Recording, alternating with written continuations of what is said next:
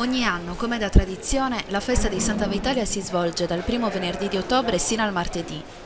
Il momento di maggiore attenzione è quello del lunedì, quando si svolgono le messe solenni nella chiesetta dedicata a Santa Vitalia. Suggestiva la processione nelle vie del paese, con il simulacro accompagnato dai carabinieri in divisa, dai cavalieri a cavallo, dai coloratissimi gruppi folk, dalla banda musicale e dai suonatori di launetas.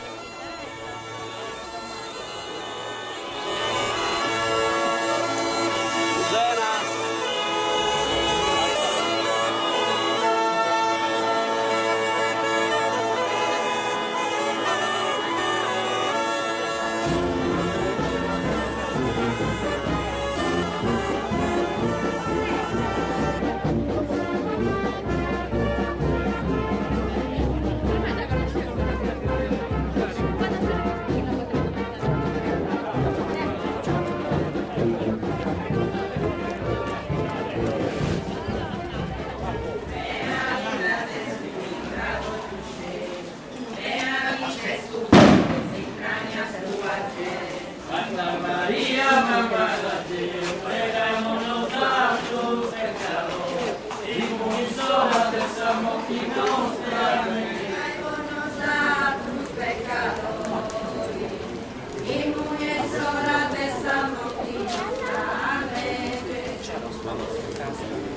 Ave María, llena de gracia, su Señor es con te.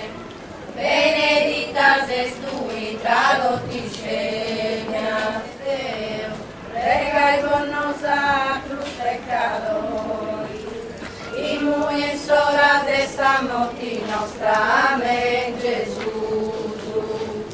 Ave María, llena de gracia, su Señor es con te. Il simulacro è accompagnato da canti e preghiere in lingua sarda.